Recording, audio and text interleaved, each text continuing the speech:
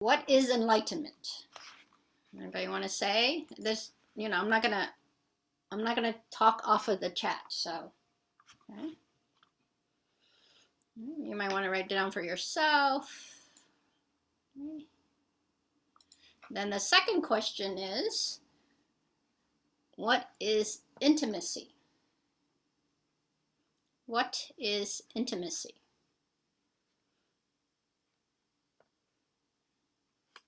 Which one is harder to answer? Depends on what kind of day you've had, maybe. All right, so that's what I'm going to talk about tonight. Eihei Dogen, who's the founder, the Japanese founder of the lineage that I'm in, Japanese lineage of Soto Zen, says, enlightenment is intimacy with all things. Enlightenment is intimacy with all things. So I think enlightenment and intimacy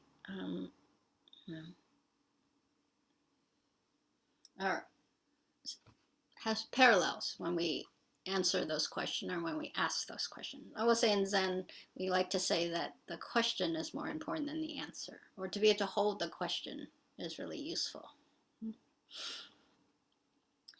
So for me, they both are about relationships. And so I think that's why it's hard to know what is enlightenment and what is intimacy. Right? Relationships are not so easy. And we're taught, I think, about what it is, what is intimacy from our parents, maybe not directly, but certainly, or your caretakers, perhaps not directly, maybe how they interacted, and perhaps directly also. I'm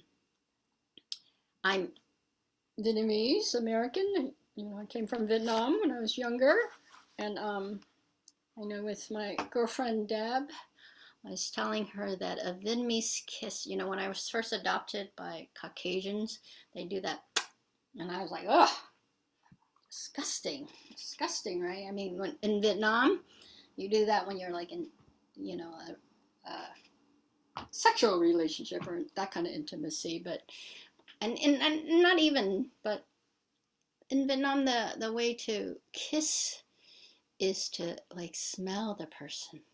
It's not, it's not like a, well, I don't know, maybe it's like a dog smelling, but maybe a very intimate dog, because sometimes, they just come up, not in the same place as a dog might come and sniff you, right?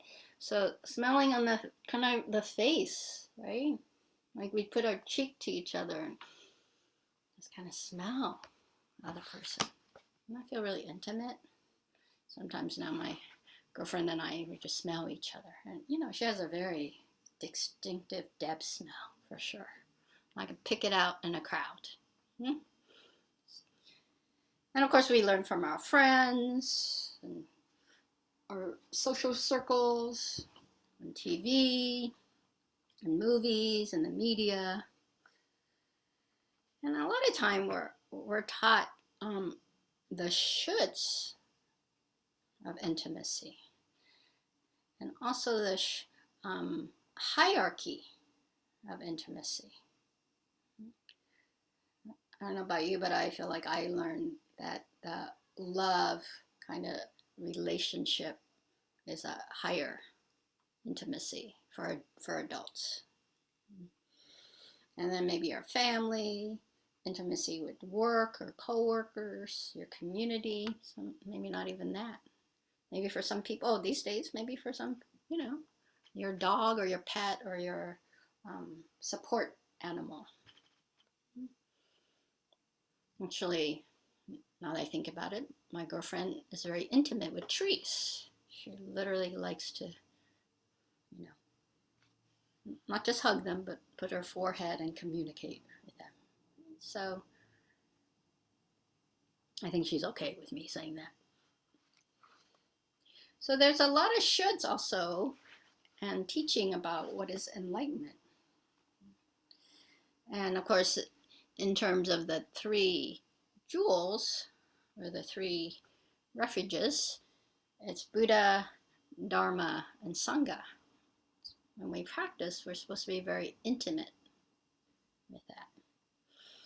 And you know, I do teach about the precepts, and the precepts start with the three refuges. And so, in my sense of practice, Buddhism and the precepts in terms of the three refuges, where the Buddha is someone who was a human being and became awakened, so it's the representation of our capacity to be able to awake into our life completely. So how do we come? So a lot of the practice is, how do we become intimate with what does it mean to be awakened fully? What is that? What is that capacity that we have? How do we know it? Where do we see it? How do we feel it? I think a lot of time we're focused on what it is. To me, the more and more I practice, the how, the where, the when becomes much more, because the more and more I practice, the more a knowing that isn't a defining kind of knowing, but a knowing that's about being with, is the kind of intimacy. And Dharma is the teaching. How do the teaching supports us to be intimate with things, with ourselves, with others? And then of course Sangha. That is totally classically the community of practitioners, and of course very classically then the monastics, but it's community of practitioners. And so yeah, what is the intimacy when you come to Alphabet? Maybe, is it harder on Zoom or is it easier? How are we intimate with each other?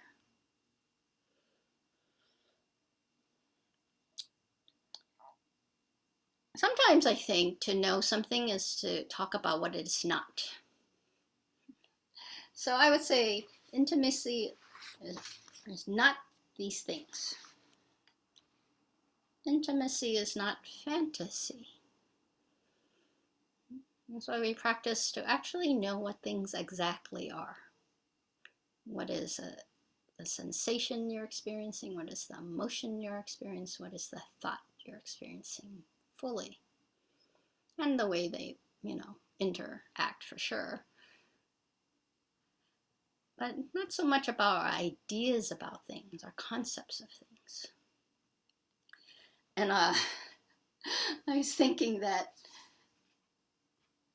many years ago, not that many, but many years ago, I was a, serial dater, and my cycle at times was like about 2 months, right? And yet at the same time, I'm mostly, I did try being non-monogamous and having a lot of relationship, but it was too tiring for me. So pretty much I'm just was a, like a relation. I'm the U-Haul kind of lesbian. And I will say that, and then there was a period where it was a little shorter, the U-Haul experience, maybe the toothbrush experience more. And then I had a relationship that was 3 weeks. And that was one of the hardest relationships to get over. And I remember I was saying that to a friend during that time, and they were like, oh yeah. It's because the short relationship is you come and you bring all your fantasy about it, right? A long-term relationship, or the longer a relationship happens, the more those fantasy just gets, if not shattered, then certainly shifting. This is why I think I found my life partner, because, she's like, I like the part where we're after the honeymoon, right? When we're really getting to know each other when things are a little more difficult. So fantasy is great. I'm not dissing fantasy. But fantasy is so much about concepts. What are the shoulds we want? And they have their place without a doubt. And yet for me, that gets in the way of really getting really close to what is, not what I'd like it to be.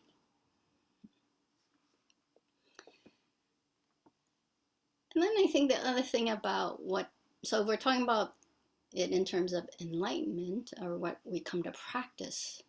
Right? If practice is enlightenment, is intimacy, then what keeps us from intimacy? That's what I'm talking about. So fantasy is one that keeps us from intimacy. I think also a sense of fixing ourselves keeps us from intimacy, because it's really goal-oriented. There's something's wrong, and being people who are oppressed, we are continuously told what is wrong with us, how we don't measure up, how we're not good enough. And so that sense of lack, that sense of something is wrong and needs to be fixed, and I certainly came to, especially meditation practice, wanting to be more calm, more nice, more mellow. And I'm not saying, I like to think those things have happened after, over 25 years of practice, maybe closer to 30 now. And having that as the only goal of practice, or the main goal, I would even say myself, keeps me from knowing myself and the processes of my life and how I interact with life. Of course, then the other one is that practice and enlightenment is not about fixing others. Let me tell you what intimacy is, right? And this is how. Again, it doesn't mean we don't negotiate in relationship, but I think if it becomes, again, the main goal, or obsessively the goal, of course, the second noble truth is that the cause of suffering, it's not desire, not the thing itself, it's the obsessiveness, right? Or the perseveration. So if your goal in relationship is always to fix yourself or to fix others, then it gets in the way of being really intimate. And the thing about intimacy too, I think, is it didn't necessarily, or it's not most known, or it doesn't improve with theory and research. Right? I certainly did a lot of research in my 20s and 30s, and I'm not so sure. Well, I won't. I'll just say, then it didn't always feel like I knew any more about intimacy. From this vantage point, I'll be 57 later this week. So from this vantage point, I would say, well, I did learn something, but as purely as as a motivation for me, it wasn't the only thing. So here's from Charlotte Joko Beck from Everyday Zen, practicing with relationships. She says, there's nothing wrong with the conceptual relative world. What goes wrong is that we don't see it for what it is. And not seeing it for what it is, we tend to pick our friends and lovers much as we turn on the TV. It was written in, I think, 98, so this is way before Netflix, but so it's just TV. For instance, we meet a nice girl and, she looks like Channel 4. And I'm always calm and comfortable with Channel 4. I know what to expect on Channel 4. A certain range of this and that, a little news. I can be pretty comfortable with Channel 4 person. So we get together, and for a while everything goes very well. There's a lot of comfort and agreement. It seems like a great relationship. But lo and behold, what happens after a while? somehow channel 4 has switched over to channel 63. She had cable, at least in this age. That was my input. A lot of irritation and anger. Sometimes channel 49.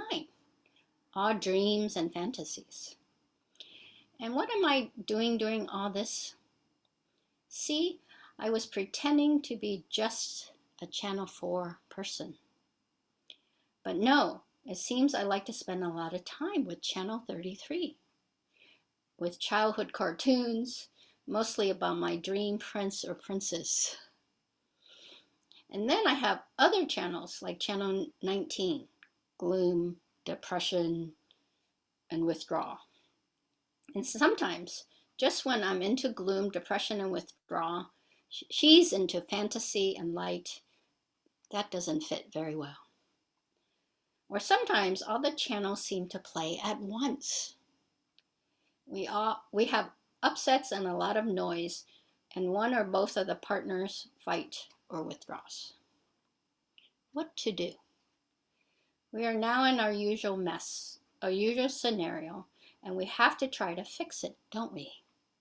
Somehow, all was happy once. So what we've got to do, obviously, is to make both of us get back to channel 4. And we say to her, you should be like this, you should do that. That's the person I fell in love with. For a while, both parties make an effort because there's an artificial peace on channel 4 and a lot of boredom. Actually, I didn't add that this here.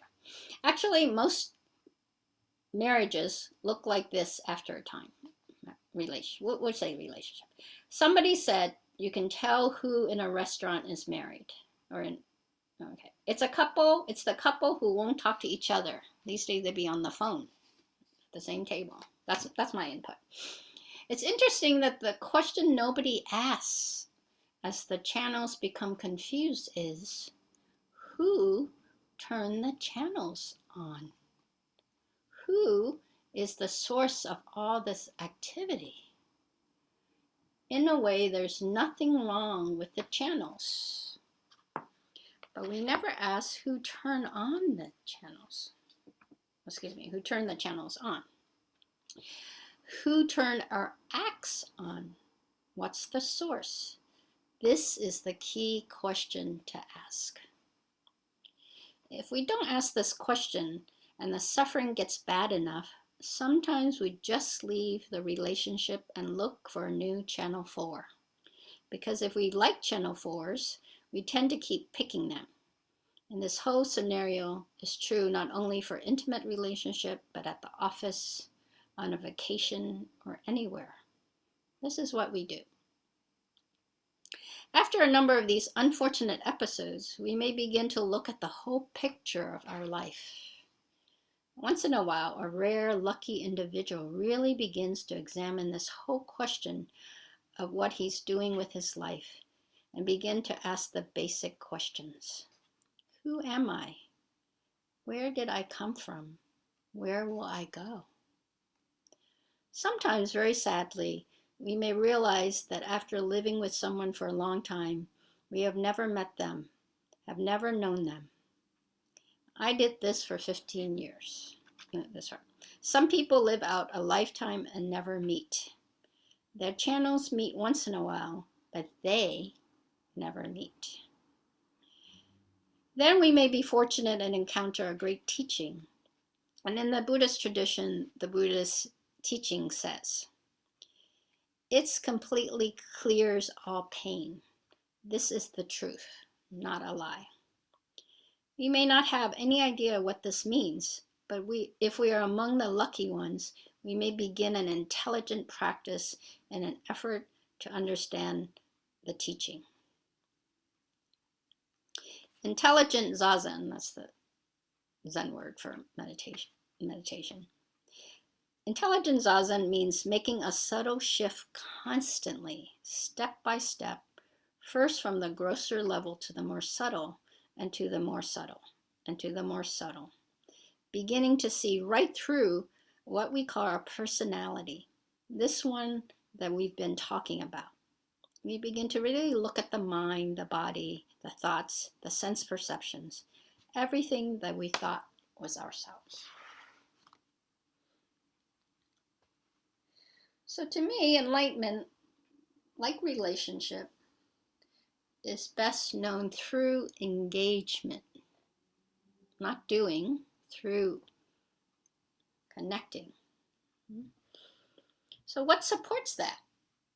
What supports that? And here I'm going to talk about Zen practice, but I'll throw in some Vipassana.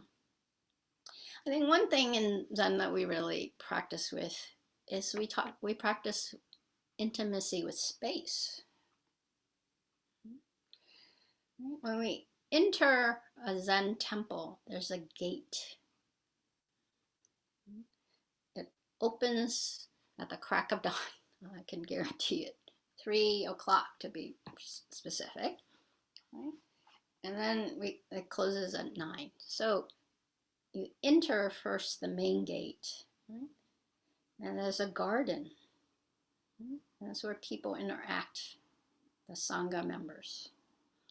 Then there's what you call the Chikido, the foyer, or the waiting space. People step up some steps. This temple that I practiced at in Japan was 500 years old.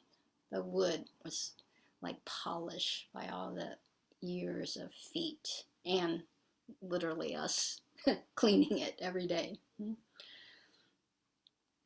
So people step up the steps, slip off their shoes, and enter the temple space. First, the Buddha hall. And in the center, there's where we have rituals and service and ceremony and formal Dharma talk. And behind it is where the ancestors of the Sangha members that support the temple have little altars. It's called the Ihaido. It's like a shrine room. And then into the founders hall. Then there's the meditation hall, the Zendo. There's the sutra reading room. So all these have a way in which you enter them. Right? You enter with the left foot, and you bow in the Zendo. There's forms to how you enter, but it helps us to know that we're entering a space that has a very specific way that we're interacting with our space. And then we also negotiate the space. In a Zen meditation hall, when we do walking meditation, we all walk together. It's not about how slow I walk.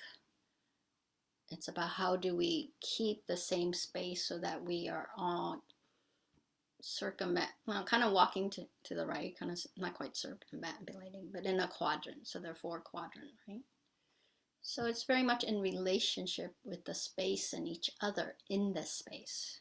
You know, when you go to a Zen meditation hall, you know, if there's somebody on your left and right, and they're facing the wall, we face the wall when we meditate. So there's an empty seat and you come and you bow, right? Those 2 people bow when you bow.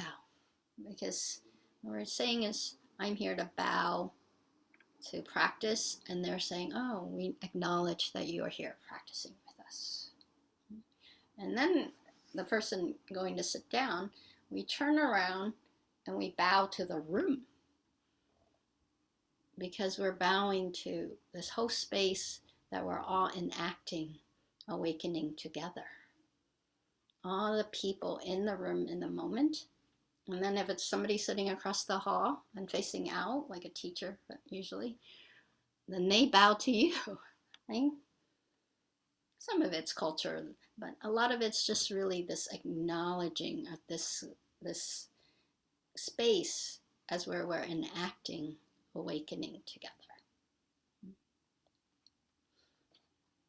And then we also have intimacy with things. You know, in convert insight, you know, you can bow to the altar or to the room when you come, and you can bow when you leave. So that's the kind of the one of the ways that's kind of the basic for that basicness of that. Then we also have intimacy with things. You know, in Zen we hold everything with two hands as much as possible. You have eating bowls, and when you walk around with them, you hold them with two hands. And there's certain times when you raise them above, when you enter the meditation hall, or else they're always at your heart level. Your eating bowls are always held at your heart. Right? So this is a kind of intimacy. When we go to put incense in, we're relating to the incenser. When things are put on the altar, it's not just about, you know, they're in the right place, so it may seem that way. It really is about how do they relate to each other. And in fact, when you're taught, you know, the space between them. And then it gives you a sense of, when you go to offer incense, that this is a movement of intimacy with these things. And when we eat in the meditation hall, most of it is bowing to the person serving you before they serve you, bowing to them to acknowledge their service. Nobody eats until everyone is served. So we do things together and we're interacting in an intimate way.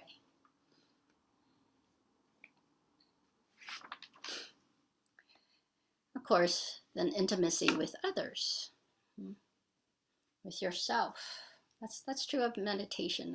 Sometimes I like to say, and my students know this, that I like to call Zazen or meditation deep listening, because you're there listening to yourself. And so part of practice is not just to know what you're thinking, or really to fix your thought. It's on a certain level, it's much more, what is the field of awareness that you're creating as you receive your thoughts, your emotions, or sensations? This is really kind of the more nuanced part of practice, and in a way that the gist of practice, you know, is there an equanimity? Is there a joy? Is there a love? And because you're by yourself, of course, when you're meditating, you can hear the quality of your thoughts. You know, when I was doing my 2-month at Spirit Rock a long time ago, 2006, I think it was, I remember one time, you know how 80-some people in a meditation hall, after lunch or dinner, after one of the meals, lots of gurgling of stomachs. You know, and at first you're like, more noise, breaking my silence. But then I remember at one point, I heard gurgling, and I was like, did my stomach gurgle, or did his? Like I had no sense of the person next to me as separate from me. So, and then intimacy is not a search for intimacy. Intimacy is to be with. Again, in the same retreat, because, you know, in a Vipassana retreat, there's very little chanting. Sometimes in the days when I went in the 90s and early 2000s, there's some chanting at night, but it's optional. So a lot of time you're silent most of the time, except for your 15-minute interview every other day. So they have to transition you out of silence. So they paired us up to talk to each other for a minute, right? Because they're transitioning us. And I was in front of this guy that I didn't know, and I hadn't had any, you know, Vipassana vendetta or Vipassana love affair with him or anything. Just a person that I didn't have any, you know, projections on. And when it was my time to speak, I started just crying. Because what I understood after 2 months, or for me, what I understood was I just wanted to communicate. It wasn't so important the words I said. It was the feeling of just wanting to communicate and be intimate that this person was stronger than the needs to say the right thing or the words that would come out. So it wasn't a crying of like I couldn't speak. It was a crying of just the preciousness of communication and the intimacy that comes with that. And this is why we go on retreat. Excuse me. I know is one reason why I go on retreat. It's because when we slow down, when we're quiet, everything is precious. And it's about how do I get closer and closer to know it fully. And that includes myself and my emotions, my sensations, my thoughts. So what is it to be intimate with all things? Dogen also says in self-receiving and employing samadhi. Right? Samadhi is like the unification of concentration. He says, because earth, grass, trees, walls, tiles, and pebbles all engage in Buddha activity. Those who receive the benefit of wind and water caused by them are inconceivably helped by the Buddha's guidance, splendid and unthinkable, and awaken intimately to themselves. I'll say it again. Because earth, grass, trees, walls, tiles, and pebbles all engage in Buddha activity. Those who receive the benefit of wind and water caused by them are inconceivably helped by the Buddha's guidance, splendid and unthinkable, and awaken intimately to themselves. All things are engaged in Buddha activity. All things are alive in and of itself. And those who understand this, which I would say this is what happens when we practice. Right? When we understand that everything is awakened activity. That's what Buddha activity is, awakened activity. And that we know that it's not separate from us. Right? His stomach gurgling or his emotions or their emotion or hers is not separate from mine. And all are, right? All of us are awakening. So we awaken or enlighten by knowing we are not separate from our own lives, nor are we separate from all life. Intimacy is being in the midst of life fully, without greed, hate, and delusion. So to me, knowing enlightenment, and thus intimacy, involves the head and the heart. They're not separate. It is useful to have some sense of what it is, and then in the engagement is where we realize it. All right, thank you for your attention.